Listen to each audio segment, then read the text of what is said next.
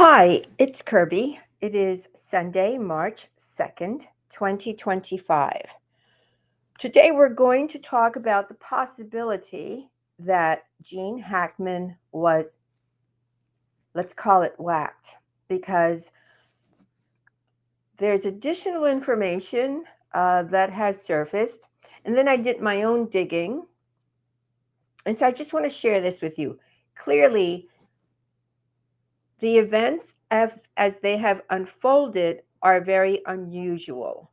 So, what I'm going to do is I'm going to read the actual police report so that it's here and you can always refer to it because I'm going to read it verbatim as to what was discovered when, regrettably, the bodies of Gene and his wife were discovered, along with that of one of their three dogs.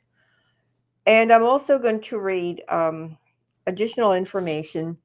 And, we still don't know. Will we ever know? It's truly a very mysterious unaliving, let's say. Before I get started, I want to really thank Barry S., who made a contribution to, I guess, for my super thanks that I can now accept. Many, many thanks. And also to Alicia Jennings, who again, this is her second time, and I'm just thrilled that some of you uh, go and do this not just once, but do it two or three times on different podcasts.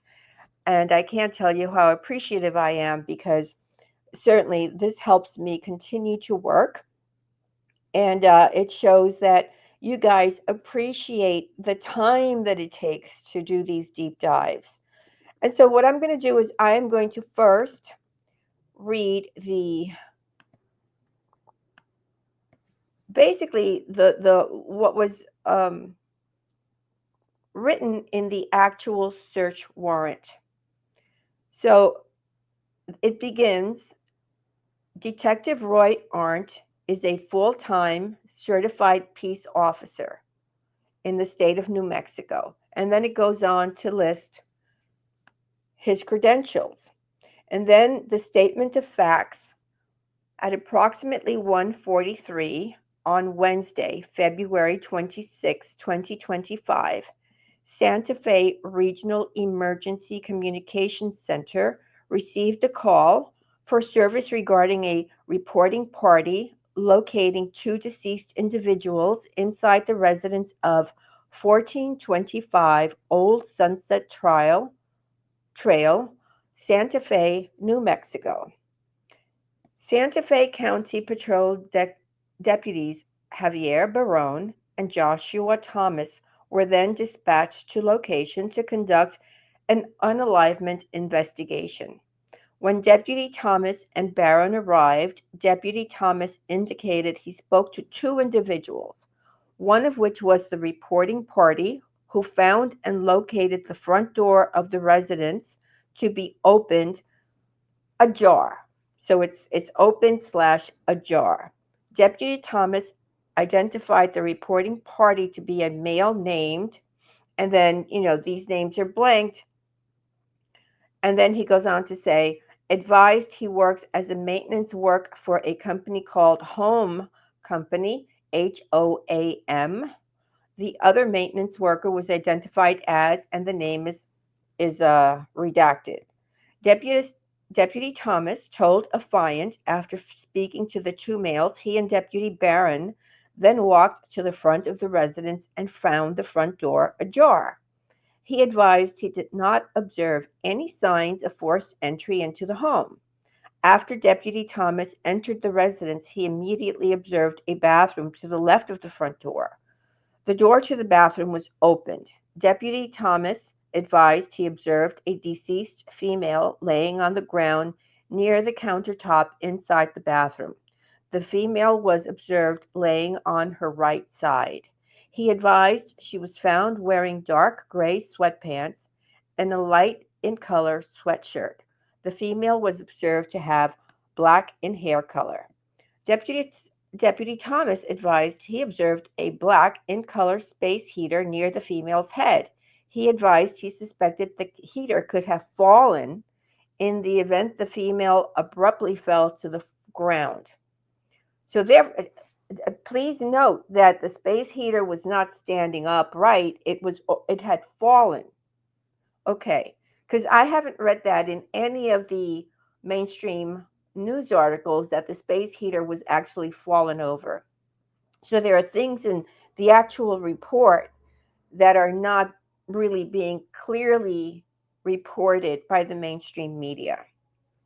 He advised he also observed an orange prescription bottle on the counter near the deceased female. The prescription bottle appeared open with pills scattered on the countertop.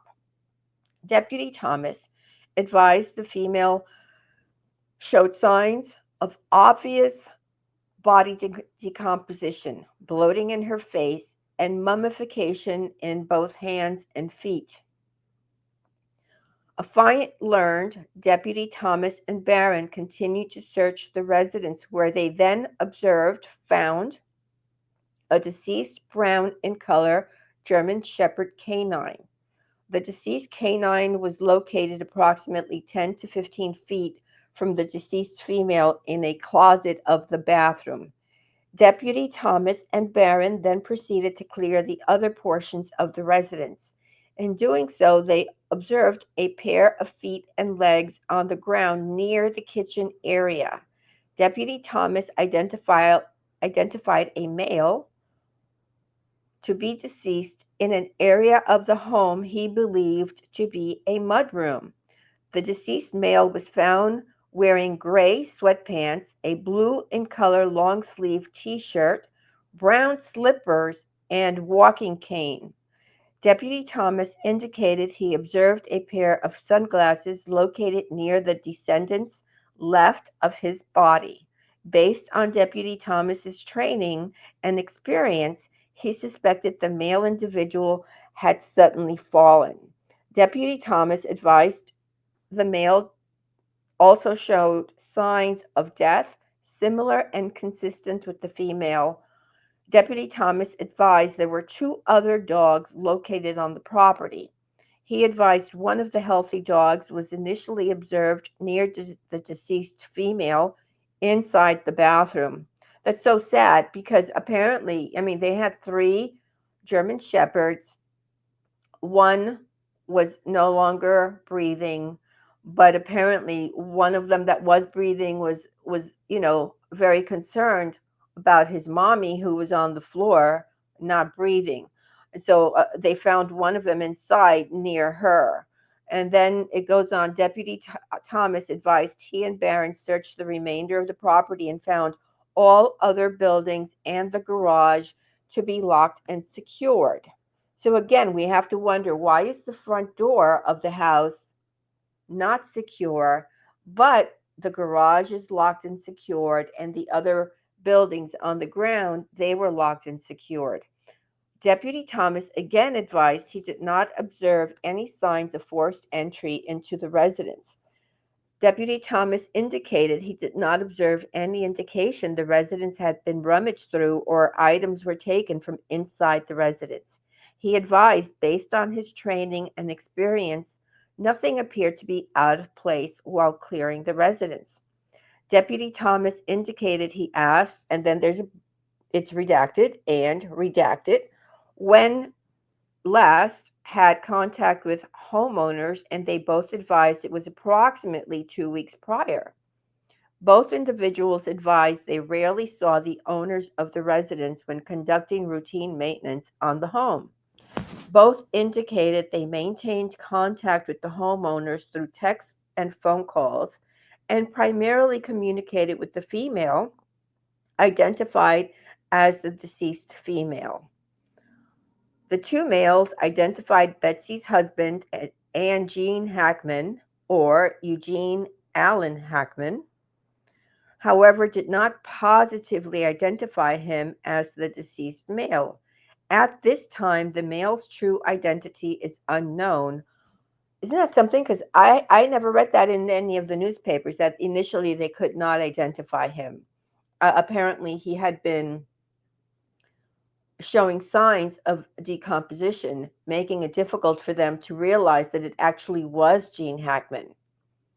That's why sometimes you have to go to the source document, the initial police reports, instead of reading multiple reports of mainstream media. So at this time, I'm reading again. The male's true identity is unknown until further investigative research can be made. Deputy Thomas and Detective Joel Cano advised Santa Fe City Fire Department responded to the location and conducted testing to determine if there were signs of a possible carbon monoxide leak or poisoning. He advised the fire department did not locate signs of a carbon monoxide leak or poisoning. So initially, they ruled this out, except that, as you remember, almost every mainstream media and every person discussing this, even his children who lived in another state, said they thought it was carbon monoxide leak, when initially the initial police report states there was not. I mean, so it added to the so-called mysterious aspects of this specific case. So these firefighters were identified as Captain Daniel Laranaga, firefighter Adrian Perea, an engineer who's a firefighter, Anthony Ratliff. Affiant learned New Mexico Gas Company responded to residents and was conducting active testing on the gas line in and around the residence. Those individuals were identified as David Balazan and Thomas Barrera. As of now, there are no signs or evidence indicating there were any problems associated to the pipes in and around the residence. Affiant spoke to Corporal Alexandria Hancock, who advised the parcel of land and residence belongs to the trustee of Edgar Gross. So I'm going to be talking a little bit more once I finish reading this to you about Edgar Gross, because the property was not in the name of the people who were found unalived. It was actually in the name of Edgar Gross. And again, I will be sharing information with you about who this person is. She obtained this information from a company identified as ONX, which offers GPS mapping for hiking, hunting, and off-roading events.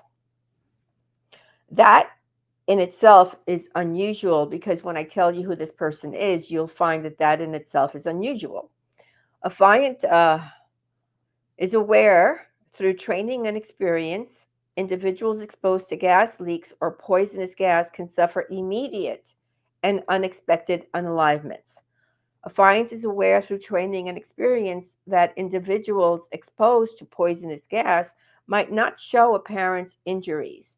The search for and collection of items listed above, to include biological material, trace evidence, or latent fingerprints at the residence, can assist with determining the cause of unalivement. There are no immediate signs of or indications of blunt force trauma. However, Affiant is seeking to seize any blunt force objects in the event there is any indication of blunt force trauma once the Office of Medical Investigations arrives on the scene and conducts their initial field investigation and possible cause of unalivement. At this time, the manner and cause of unalivement pertaining to Eugene Jean Allen Hackman and Betsy Arakawa passing is unknown. Affiant believes that the circumstances surrounding the unalivement of the two deceased individuals to be suspicious enough in nature to require a thorough search and investigation, because the reporting party the front door of the residence unsecured and open. Deputies observed a healthy dog running loose on the property, another healthy dog near the deceased female, a deceased dog laying 10 to 15 feet from the deceased female in a closet of the bathroom, the heater being moved, the pill bottle being opened, and pills scattered next to the female. the male being located in a separate room of the residence and no obvious signs of a gas leak. At the time, affiant believes there is sufficient probable cause for the issuance of this search warrant. Any evidence collected could corroborate or refute statements made by those associated to the investigation and would assist law enforcement in determining the manner of death in this investigation. And so it's notarized and sworn and so on and so forth. And so I want to now let you know that the house was in the name of Edgar Gross. Edgar Gross was born March 31st, 1931, and he lived until October 16, 2016. He was a Hollywood business manager and producer. He was 85 at the time of his unaliving, and he was actually the business manager for Gene Hackman, but he was also the business manager for William Friedkin.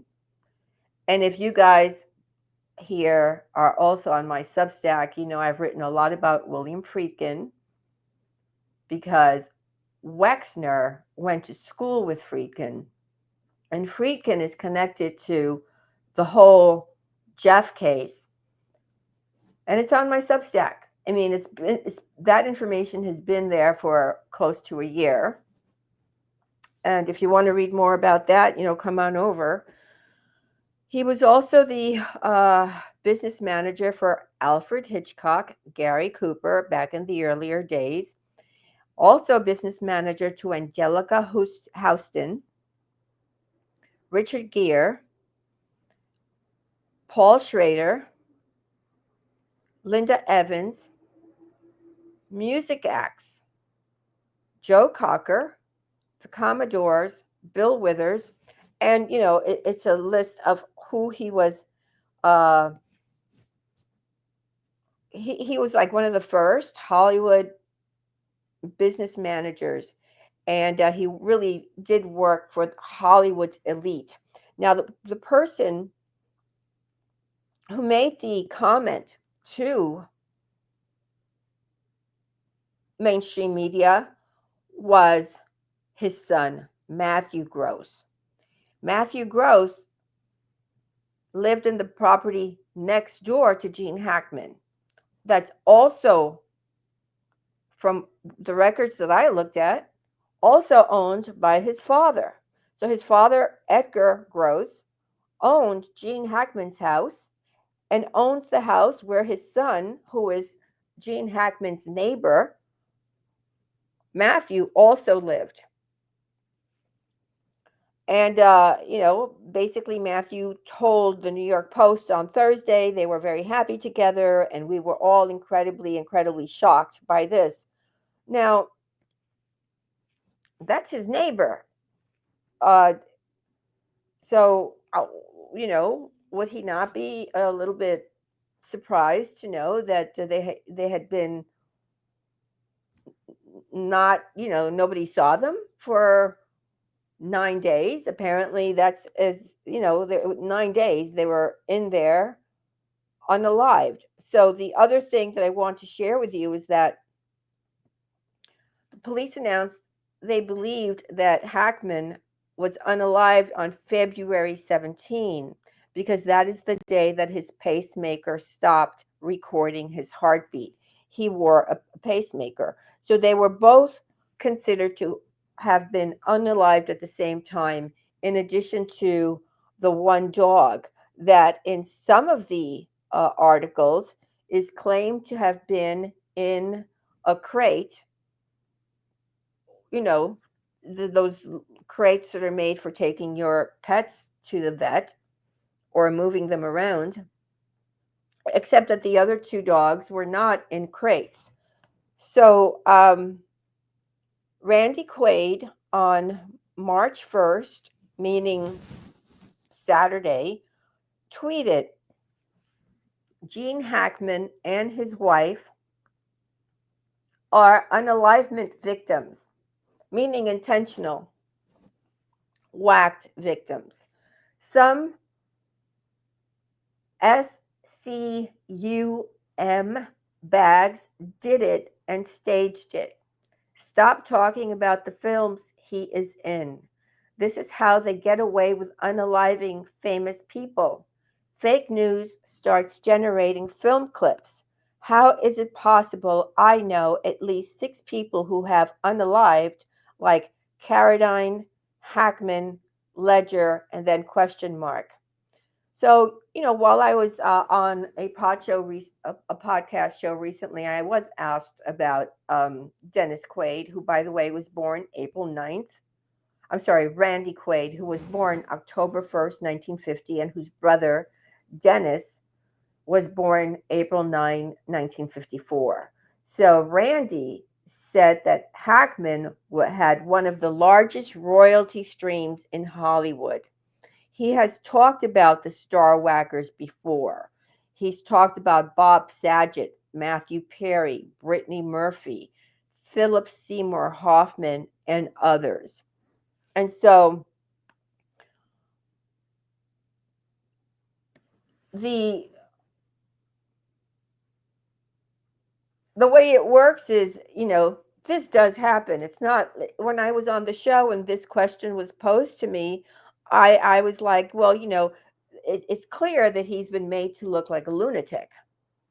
Well, that's the perfect strategy when you think about COINTELPRO.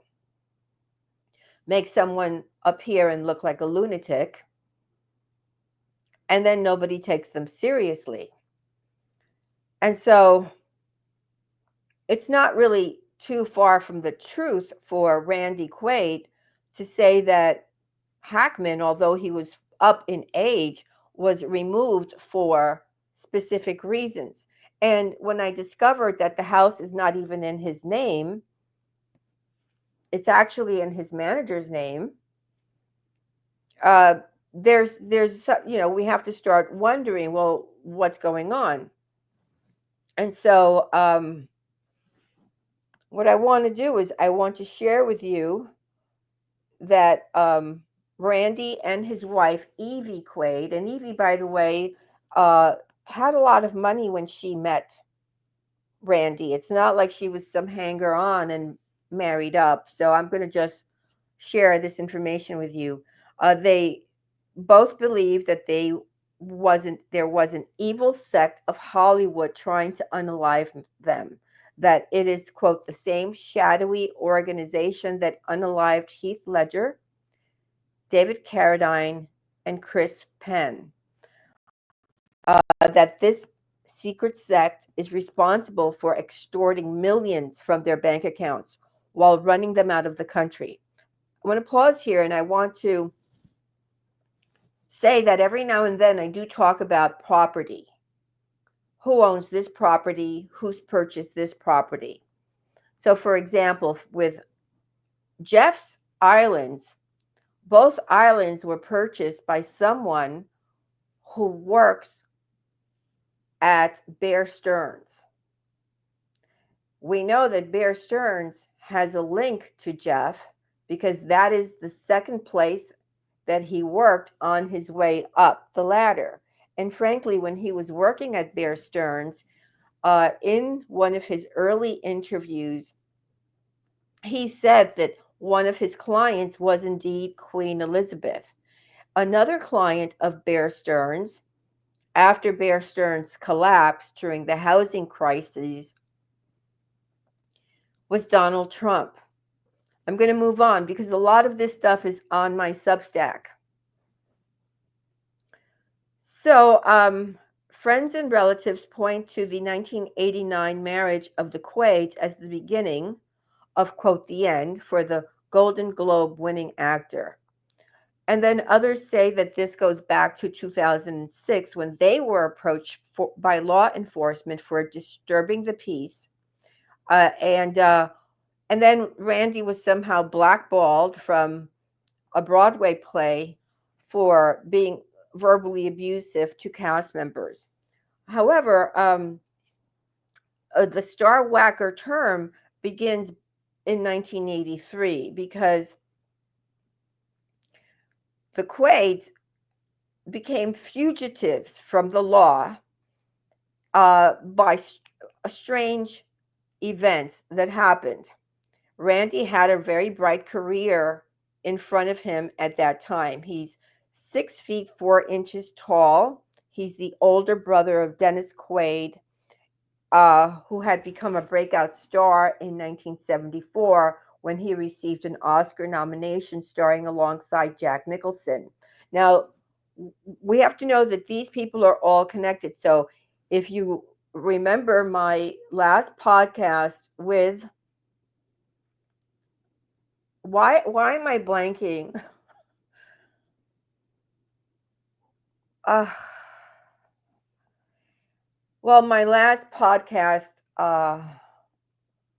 where I go and I share information about Hugh Hefner connected to Roman Polanski, connected to Jimmy Savile on Sean Atwood's show. So it's a second Hollywood themed podcast. And I'm kind of happy that the first podcast almost has 60,000 views. The second one has about 26,000. And I was like kind of happy that it didn't get more views because I really go into detail how I connect the people that, frankly, Dennis Quaid and Gene Hackman were very close to. So we know that Angelica Houston not only dated somebody whose property was on the same, that linked to the tunnels under Hefner's house, uh, but that is where, namely Jack Nicholson, but that is where Polanski would take some of his very young victims, one as young as 10, who I name in that podcast. And so all of these people like know each other. And also we've got Richard Gere, who I've talked about on my Substack, who again is connected to the Jeff people. And again, that stuff has been up there for about a year. And so from the outside, it seemed that Quaid was, blazing his own path, doing character roles as opposed to being, let's say, the leading man like his brother. But something happened in 1983. So after the success of the first vacation film, somebody using a fake probate file created an identity from a deceased Santa Barbara woman named Rhonda L. Quaid and used a fake trust fund to deposit and cash Randy's royalty checks. So Rhonda Quaid was actually a real person. However, she was no longer breathing by 2005, but she was worth 1.5 million. And this is money that had been siphoned out of Quaid's account.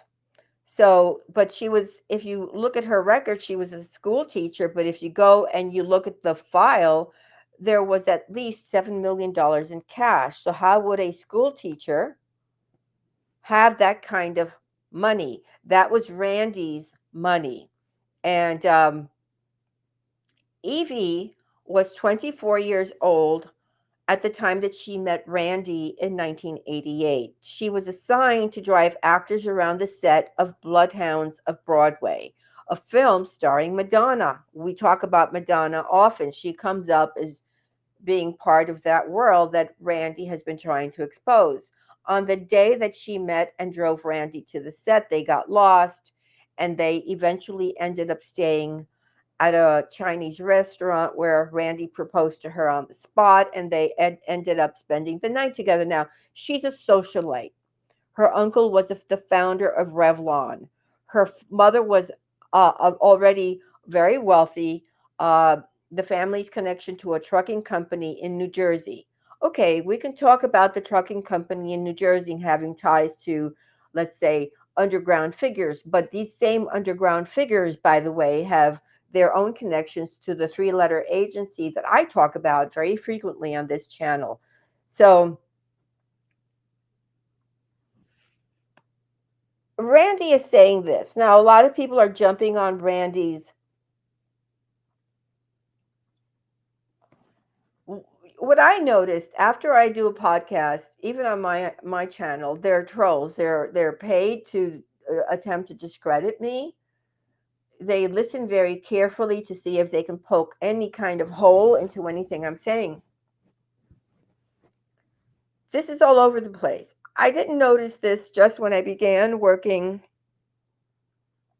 on the Jeff case, which I started in July of 2019, having spent already a couple of decades trying to figure out why somebody wanted me unalived. This started long before that, when I was trying to run any kind of business and I would put something on, let's say on Reddit. I always noticed that there would be trolls, and even then I didn't even know what the word troll was. I used to have a Wikipedia page. That Wikipedia page was removed. A lot of the things that I had trying to stay alive, frankly, these pages were removed. Other photos were inserted claiming to be me. In one case, it was a blonde. Blogs were created, redirected traffic meant to go to my website would go to other websites. And I also, on my Substack, I have explained how when Wexner was outed by a governor for selling, uh, let's say, a very revealing lingerie to 5-year-old girls, the website that she created to encourage people to boycott La Senza, which is the company that was selling horrific clothing to little girls, uh, it was hacked by Wexner's people. And the website, if you try to go to that website, and again, that is on my Substack, it redirected to a porn site. Wexner did that. Wexner did that. So let's get back to Randy Quaid. I do not personally believe he is out of his mind. I think he has every reason to believe what he believes in, because these things do happen. So I want to just briefly touch back on the properties. I have kept a file on property transfers. And I just told you at the beginning of this that the house that Gene Hackman called home was not even in legal records. It's not even his. It belongs to his manager, who is no longer alive, and the manager's son is the person who gave a statement to the media.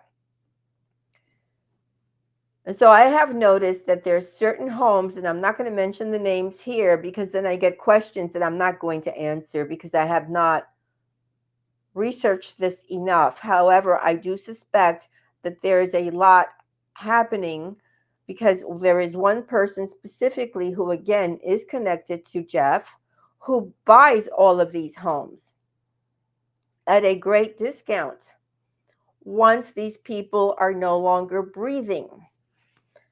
And before I close this away, hey guys, you know what? Help me with the algorithm here. It's clear that my information is suppressed. Share the link to this podcast. Share the links to my Substack and to my Patreon. Share the links to my work. Because the only reason, let's say, that my account, where I had tons of information when it was called Twitter, was removed in November of 2022. And one day I will tell you how that was removed step by step, and how the three-letter agency was involved with one of the people that some of you may follow, with the help of that, how I, who am an actual victim of this group that we have been studying, and who's the only one, frankly, that is also a researcher and who writes about it endlessly, who talks about it endlessly, how they have been trying to silence me. Well, I do need your help. So, like the podcast, leave an important comment, a comment that is on, about the subject, and help spread the word that I'm here and that I'm sharing information. So before I I end this podcast, I do want to say that the family, Hackman's daughters, Elizabeth and Leslie, with his granddaughter Annie, confirmed uh, their unalivements on Thursday.